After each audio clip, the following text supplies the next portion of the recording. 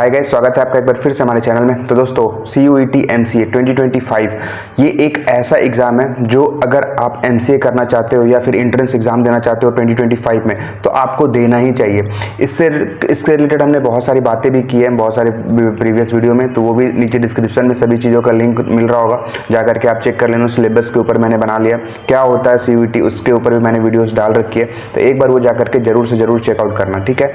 Video में आगे बढ़ने से पहले एक बहुत इंपॉर्टेंट इन्फॉर्मेशन, नीचे डिस्क्रिप्शन में एक व्हाट्सएप ग्रुप का लिंक होगा, उसे जरूर से ज्वाइन करना। आप CUET, महाराष्ट्र CET, निमसेट, जामिया कोई भी एंट्रेंस एग्जाम की प्रिपरेशन कर रहे हो तो आपको लेटेस्ट इन्फॉर्मेशन जो है उस व्हाट्सएप ग्रुप में दिया जाएगा, तो नीचे डिस्क्रिप्शन में जरूर से ज्वाइन कर ही लेना, ठीक है। उसे ज्वाइन करने के बाद आज की वीडियो में क्या होने वाली है, आज जो है इतना कर लोगे ना, इतना अगर जितना मैं आज बताने वाला हूँ इतना कर लोगे तो आपको एक अच्छा सा डिसेंट सा कॉलेज आपको मिल ही जाना है CUET के अंदर।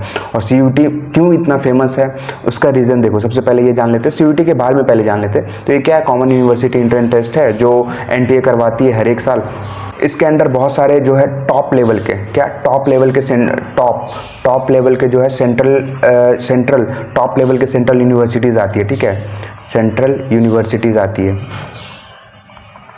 जैसे एग्जाम्पल में हो गया आपका DU, ठीक है, BHU, JNU, ठीक है, AKTU, ये सब जो टॉप लेवल के यूनिवर्सिटीज़ है ना, सेंट्रल लेवल के, ये सब आते हैं इसके अंदर। और इसके अंदर फीस भी बहुत ही कम होती है, मतलब बहुत कम फीस में आप जो है 2 साल के MCA आराम से इजीली कर सकते हो, ठीक है। बहुत कम फीस में आप कर सकते हो। जैसे जामिया में 8,000 के आसपास समथिंग में आप टोटल कंप्लीट कर लोगे MCA। कहीं अभी फीस 1.5 मतलब कि 1.5 लाख है। अगर महाराष्ट्र CET की हम बात करें या फिर निमसेट वगैरह की बात करें तो बहुत ज़्यादा फीस लगती है उन सब कॉलेजेस में। और प्लेसमेंट रेशियो तो आप देख ही रहे हो कितना है। एक बार आप DU की प्लेसमेंट रेशियो और निमसेट के कोई भी NIT कॉलेज के प्लेसमेंट रेशियो मिला करके देख लेना, ठीक है। लगभग ऑलमोस्ट सेम ही रहते हैं। मतलब अगर एवरेज पैकेज की हम बात करें तो DU एक बहुत अच्छी यूनिवर्सिटी है, बहुत। तो आपको ये एग्ज़ाम जरूर से जरूर देना है। पेपर पैटर्न हो गया, कब इसका एग्ज़ाम होता है, सब चीज़ जो हम लोग नीचे पहले कवर कर चुके हैं। इसमें भी बताएंगे कब होता है एग्ज़ाम, कैसे क्या करना है, ठीक है। तो आगे बढ़ते हैं।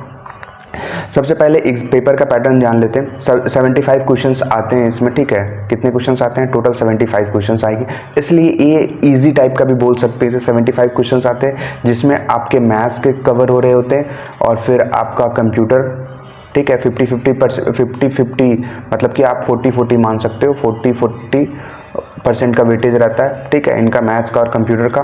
फिर आपका 10th जो है आपका 20%, 10 से लेकर के 20% जो वेटेज है वो QA एंड LR का रहेगा, ठीक है। लॉजिकल रीजनिंग ये बहुत ईजी है।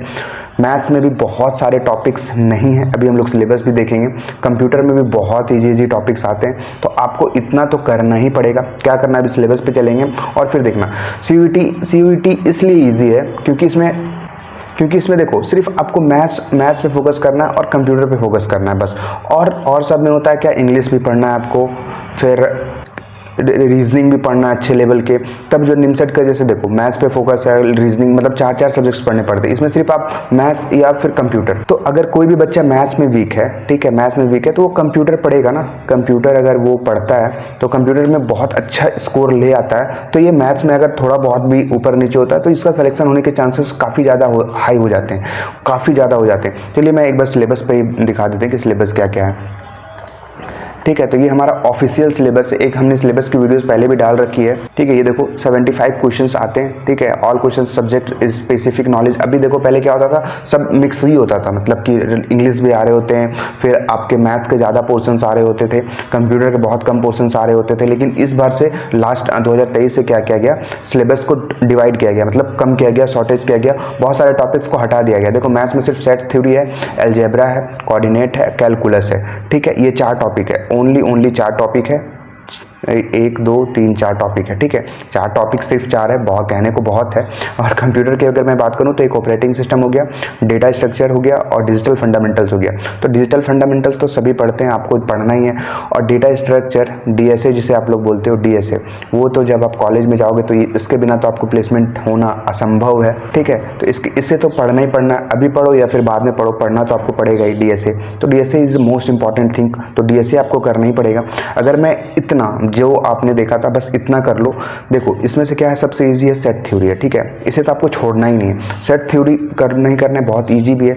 और हमारे जो कोर्सेज चल रहे हैं CUET MCA PG के, नीचे डिस्क्रिप्शन में उसका भी लिंक मिल रहा होगा, उसमें बहुत अच्छे से डिटेल में कराया गया है, तो आप उसे देख सकते हो।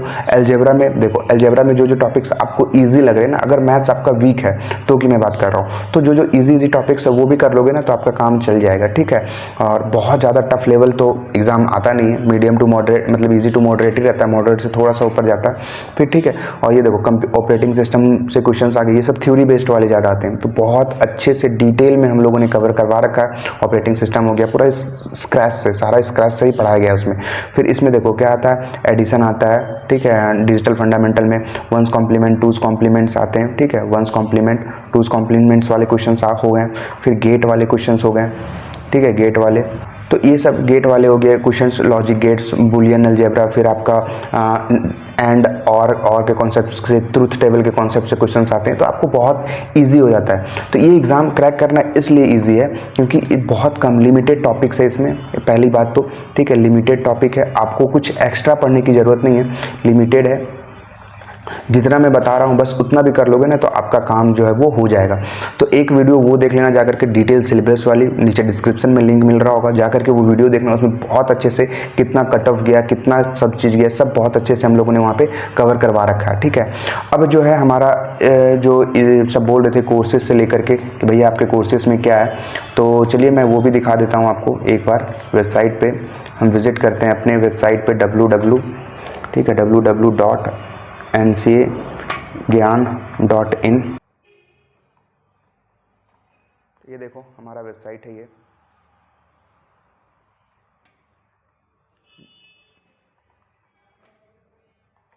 ठीक है। इस पे आ जाओगे, फिर जैसे व्यू मोड पे क्लिक करोगे तो आपको यहाँ से क्या क्या सर्च करना है, CUET का कोर्स सर्च करना है। तो CUET का ये रहा, देखो, ठीक है, इसमें आपको सभी चीज़ मिल रहे होंगे। देखो आपको मैथ्स के सारे टॉपिक्स मिलेंगे, कंप्यूटर के मिलेंगे, लॉजिकल रीजनिंग के मिलेंगे, फिर मॉक टेस्ट मिलेंगे, न्यू पेपर पैटर्न पे पहले कैसे आता था वो भी है, ये देखो, ठीक है, ये सब चीज़ें हैं, आपको सारे चीज़ यहाँ पे मिल रहे होंगे। तो एक बार जा करके आप हमारे वेबसाइट पे ज़रूर विजिट करना, देखना क्या क्या हम लोग कितने कंटेंट प्रोवाइड कर रहे हैं, इतने कम टाइम पे, इतने कम इफेक्टिव प्राइस पे भी। तो एक बार जा करके ज़रूर हमारे वेबसाइट पे विजिट करना। थैंक यू, मिलते हैं नेक्स्ट वीडियो में।